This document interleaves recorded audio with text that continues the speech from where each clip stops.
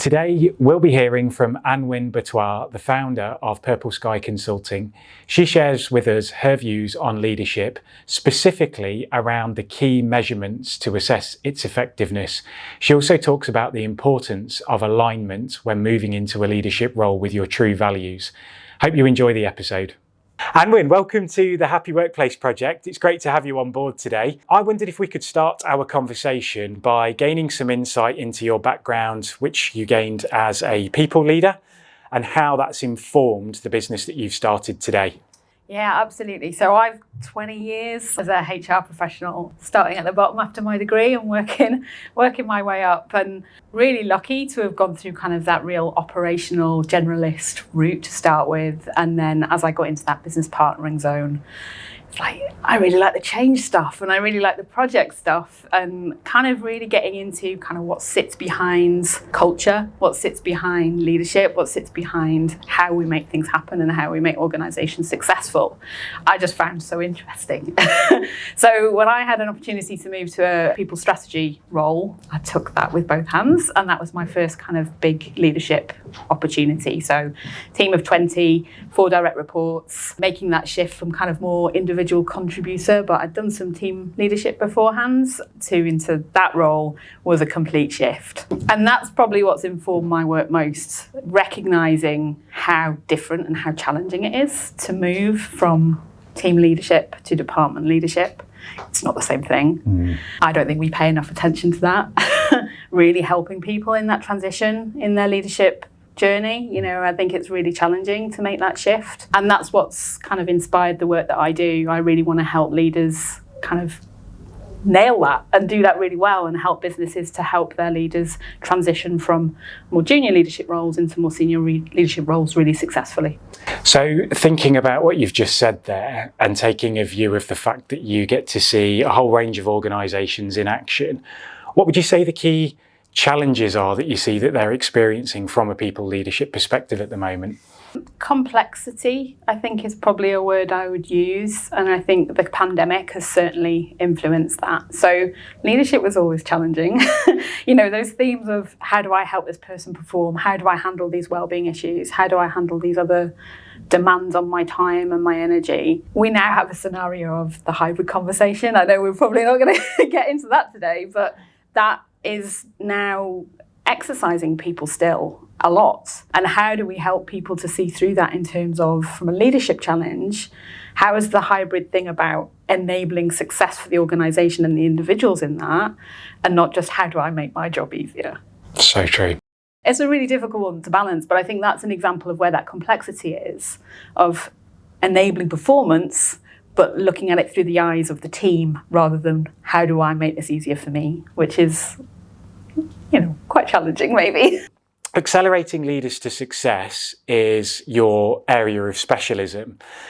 What does success actually look like? I guess the loading behind this question is it relative to the organisation and where it's at in its life cycle, or the sector that it operates in, or is there an overall universal definition? I think there are many definitions for it. I look at it from 2 perspectives. You've got results and you've got impact. Yeah. So you can have one or the other, but if you can get a crossover of both, you're probably in the space of success. And what I mean by each of those, so results, you can have fantastic sales results or really smash the targets, but you've left a trail of destruction behind you in terms of how you've behaved or operated with people. And then impact, it's like, how are you remembered? You know, are you remembered as a great leader? Did you have a positive impact on somebody's development, growth, how they view you? And there are extremes of both of those. You know, am I a nice leader? Do people like me? There's that, but is that effective? Is that success? Actually, I don't view impact as being just nice. Really what you want, and if you think about any of the leaders you might have worked with who've had a significant impact on you, they had high expectations of you. You know, but they balanced that with care. They balanced that with wanting you to succeed. It wasn't just about the results. So that's how I look at successful leadership. How do you get the balance of achieving the goals and being successful from that perspective with the results? But how do you balance that successfully with your impact? I think if you put that in a quadrant, it would be operating the box of high support and high challenge. Absolutely. And I think that's what we should want for our people. We should want to have high expectations of them. You know, that's how you help them to grow. That's how you help them to kind of move through their capability. But you can do that in a really great way. It doesn't have to be painful for anybody. True. Tell us a bit about your leadership philosophy. I think my starting point is don't do it unless if you mean it. And what I mean by that is quite often you'll see people progress into leadership roles because that's the next run on the ladder. That's how I get progress. That's how I move through the salary. And there's nothing wrong with that. I completely understand that. I'm not even sure how much I thought about it for the first leadership role that I took on, the actual leadership aspect of it. But I think especially as you get more senior or you take on more roles, I think it's really important that you actually mean the leadership piece, that you want to do that and you want to do it really well. Something I look at is, do you love it? Do you love the leadership aspect of that role? And if you don't, then why on earth are you doing it? I really relate to that. I think time and time again, organisations will promote the best performer. And let's imagine that that's in account management territory, sales territory, etc. Well, when you break it down, quite often the behaviours and the DNA required to be the best salesperson are inverse to those that are required to be an effective people leader. Absolutely. And that's often done for very good reasons. You don't want to lose that talent. But then also there's a problem there because actually the organisation still wants the talent to do that job, though you've promoted them. And actually really the job now is enabling the team to do that job. And there's a conflict then. Yeah. There's a real conflict. And that doesn't do anybody any good. You talk a lot about a process called Boost that you've designed and implemented with a range of organisations. Could you tell us about what that is and how it's rolled out within businesses?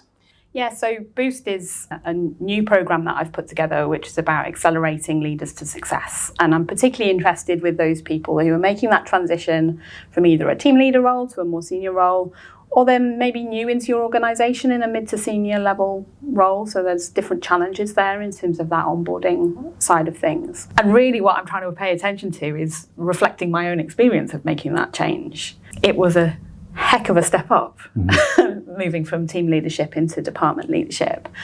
And really, you know, it takes a lot to turn around and say to your manager who's trusting you with that promotion or with that new role, I don't know what I'm doing, or I'm really struggling with that aspect of it. So the idea of Boost is to have dedicated one-to-one support through that first 6 months that somebody's in role. And that is a combination of coaching, because for me, the best way to enable leaders to be successful is to enable them to have coaching, because that helps them understand themselves. It helps them put great practices into place that they can practice with and go forward and really shift the dial on how they're performing. So that's why coaching is important.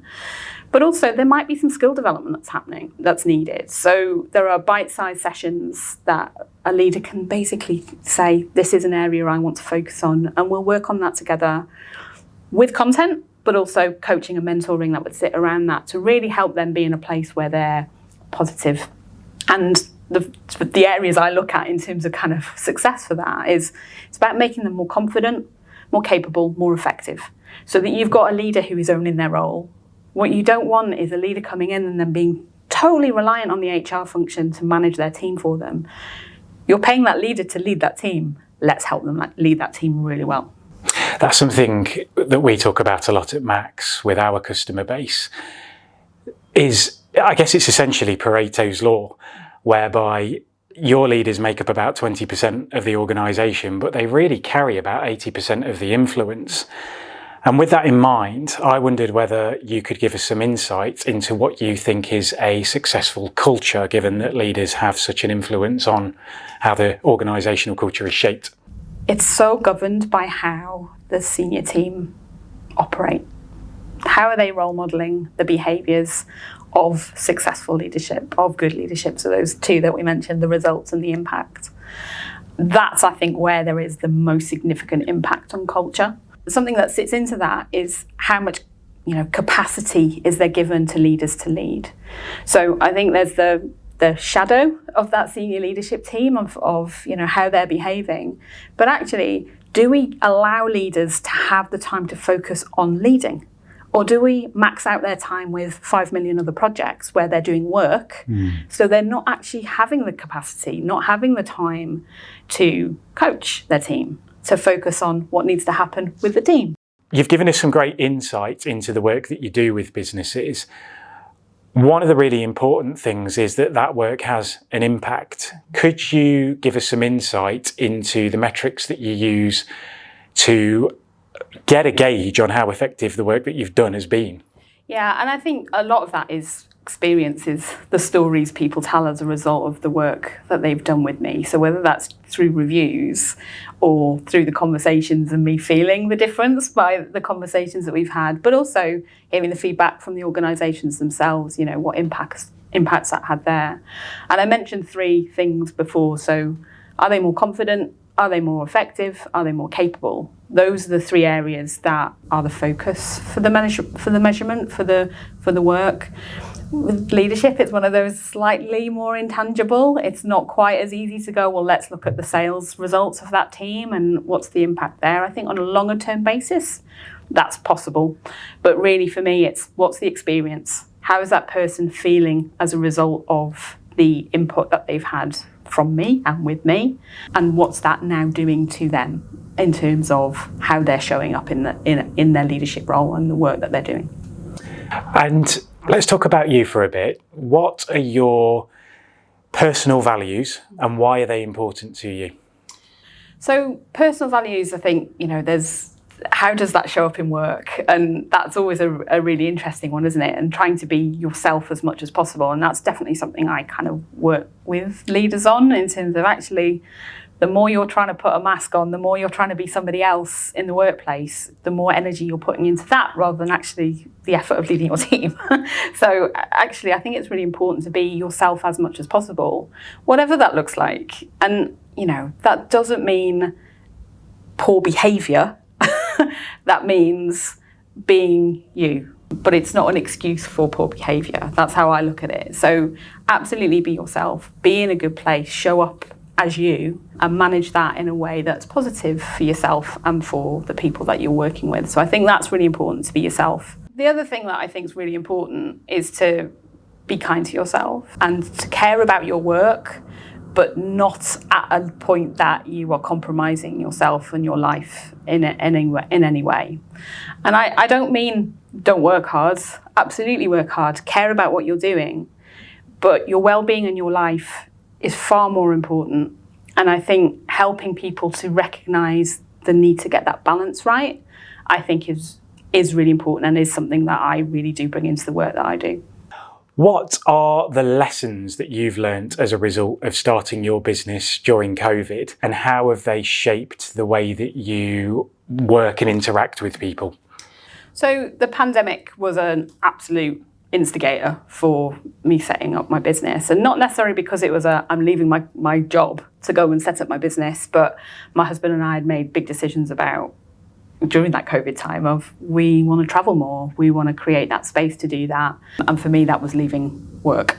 Obviously, COVID wasn't quite done in terms of when we wanted to start traveling. And I had a choice to make then. Do I start something new, or do I go back into employment? And I decided to do the start something new and start my business, which is where I wanted to prioritise. And what I learned from that was you can work very effectively remotely. While I've been travelling, I've still been managing clients and working with clients. Often the internet in Vietnam has been much better than it has been since I've been back in the UK. So do you know what? What it's taught me is it's what you put into it that matters, and the focus that you pay to stuff that's important. And to get the balance right, you know, do things that you love, do things that you enjoy, you know, make the time precious. It is precious. So back to that point before around, you know, your well-being and paying attention to that, actually, you know, work hard, care about what you do. That's really important, but get the balance right. And you mentioned well-being there. From a personal perspective, How do you manage your own well-being? What are the things you do to protect and optimise it? Well-being's always been a challenge for me. I've had significant issues and ups and downs with mental health, specifically around anxiety. That's something I've learned to manage a lot. And during the first kind of lockdown areas, I did some CBT, cognitive behavioural therapy. I hit 40, so you hit those milestones, you're like, I don't want to do this anymore. That's where the CBT came in, because I wanted to change things, and it absolutely had a knock-on effect in terms of my thinking, and probably, as well as COVID, was an instigator for the travel and changing work and life and those types of things. So I'm very aware now of my mental health and the impact that has on my well-being, and I have to take control of that. That's something that is personal to me. And now that I'm running my own business, I'm able to manage that in the way that I want to. But I think it's also important that employees really pay attention to the impact of well-being, and that they also really put that at the heart of how they're handling conversations like performance, like development. Where is that person right now? Don't make any assumptions. How often do we really know what's going on in somebody's life? Even when we think we have a great relationship with them, potentially they are still holding something back. And that's why when either I have a conversation about performance with a leader, it's start with well-being. That has to be the first point that you start with. So I try and use that now that I'm just on my own with myself. So how are you doing today? Okay, you're quite tired today. Do we manage the plan for the day slightly differently? Yeah, maybe. Maybe I'll go for a longer walk than I planned. Maybe I'll do something different. So using those principles as a solo business owner is something that I try to kind of learn from. Anwen, what's the greatest lesson you've learnt in your career so far? I've alluded to it before, I think, in terms of kind of successful leadership side of things, but love it. If you're going to do something, really, love it. Because that makes it so much easier. It doesn't make it easy, it makes it easier. And it allows you to show up in the right space. And I think that would be the thing for me, is really try and love what you're doing. I can imagine it builds resilience as well, because you've got more of a sense of purpose, a bigger why. And if you're doing something you don't love, ask that question of yourself, because actually, why would you want to be doing something that doesn't energize you? Taking a view of your career, what would you say has been the most impactful action that you've implemented, and why? Probably that space on well-being. So enabling conversations about mental health and well-being, and enabling this with the team. I did it quite small, so starting sharing videos or sharing articles about self-care or well-being in different ways and different formats, and it started conversations. People would actively get involved and share their experiences and share what's going on, and I think that had a knock-on effect in terms of how we interacted and connected as a team. I think that's really powerful, and I think finally we're starting to get to a point where it's generally accepted that well-being drives performance. Good mental, physical, financial health equals better results for the organisation and the customer base, higher levels of satisfaction and engagement in the job, and so on and so forth. So for me, I would wholeheartedly agree that it is the starting point. It's really huge, I think, but I think this is where organisations really need to help their leaders to have confidence to have those types of conversations and to lead those conversations, because absolutely, this isn't about you being the only person speaking in that space, absolutely not. But by demonstrating it can be talked about, and that it's a safe thing to talk about, whatever the topic, that then shows people that it's safe to step into that space as well. Yeah, and I guess that comes back to having and creating an environment that feels psychologically safe enough for leaders to show vulnerability, which essentially enhances the authenticity, doesn't it? Absolutely. I didn't always get stuff right. There's loads of stuff I didn't get right. Yeah. But I now can look at that and go, okay, well, what can I take from that and what can I learn from it? And as much as possible, I would check in with people when I knew that I maybe hadn't quite done something in the right way, because actually, as leaders, you are humans too. Trying to help people to go, confidence comes with recognizing you're not always going to get it right. You do not have to be the authority on absolutely everything. In fact, it's better that you don't. but it's better that you're human and you help guide and support people through whatever needs to get done. It's a really interesting point, and I think time served in a leadership role often teaches you that. Newly promoted managers very often do put the armour plates on and try and show the invincibility. More experienced people, in my observation, are the ones that find it easy to be vulnerable. Yeah, and I think that's where they have the capacity to do that and the capability within themselves. There'll also be plenty of leaders that I know have been in leadership roles for 20 years and have no ability to do that whatsoever. So it's that balance of actually, how do you really raise the game of the leaders that you've got in your organisation? What would you say is your ultimate life goal? So ultimate life goal is to win the Euro Millions and be able to head off and travel as much as possible in a real life world. It is to have as much impact on growing my business as possible so that I can get a real balance. As I've mentioned, done some traveling. I want to be able to balance helping leaders to be successful and helping organizations to have great leaders, but I also want to go and see different parts of the world and enjoy my life as well. So ultimate life goal is to get a really great kind of blend of those and to have purpose in my work, but also to enjoy my life. And what do you want to be remembered by? I think it's such, for me, this is a really important question that I ask leaders when we first start working together, is what do you want to be remembered for? For me, it's that I've had a positive impact on them, that there's been a positive impact of me being in their world, me being part of their life. I think that's really important. That's what I want to be remembered for, having a positive impact. Anwen, we've reached our quickfire round, so I wondered if we could start by asking you what's something you've achieved that you're proud of? So setting up my business is one of them, but the other side of that is when I actually left my job. The thank you card that my team put together whilst we were still in COVID was just incredible. Oh. And the reason that's a proud moment for me is they only do that when they really care about you. So my view on that is I did something right. How did you react to your greatest failure? Badly. I think it takes a huge amount of resilience to have personal challenges or personal failures not rock you to a certain extent. But for me, it was learning from that. What have I learned about myself in how I've reacted there? How do I kind of then use that for future me? How do I be kinder to myself? How do I maybe not put so much pressure on so that a failure feels like a failure rather than a learning opportunity? What's something you regret and what would you have done differently? So I wouldn't say I've got huge regrets. I think there are little conversations that I definitely have looked back on and gone, I could have maybe handled that slightly differently. Maybe I needed to have done a bit more there.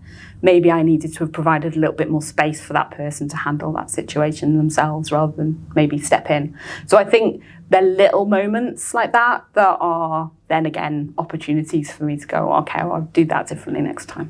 What do you like most about yourself? I do care about the clients that I work with and all the teams that I've worked with. I think that brings who I am because I do care about people, but I also want to see them succeed. I think that's the thing that I get a buzz from, seeing somebody really develop and really grow. So that would be the thing that I like most. What would you say is your biggest area of development? So 2 years into running a business, of which I did 11 months of travel during that is definitely where I'm learning at the moment, is all the little bits and bobs from financing to marketing to getting meetings set up. It's all that fun stuff, basically. What's something you're passionate about? People. I know that sounds a bit naff, doesn't it, coming from an HR person and somebody working in leadership development, but why would I do this work if I wasn't passionate about it? I'm passionate about seeing people succeed, seeing people grow, and I want to be part of that. What's the best piece of advice you've ever been given? So to read Brené Brown's Dare to Lead. I think that has been a huge influencer in terms of how I've thought about my leadership and how I show up. So I think that has been the best bit of advice I've had. And you may have indirectly answered this last question, but what is one book or podcast you'd recommend for our subscribers? Oh, I've got another book I can recommend. That's not a problem. John Amici's Promise of Giants. I'd recommend both those audiobooks because you get to hear them share the story. So I much prefer that. Fantastic. Anwen, thank you so much for joining us on the Happy Workplace project today. It's been really insightful. Thank you for inviting me on. Thanks for joining us today. Please remember to like and subscribe and to share the episodes with friends and colleagues. See you soon.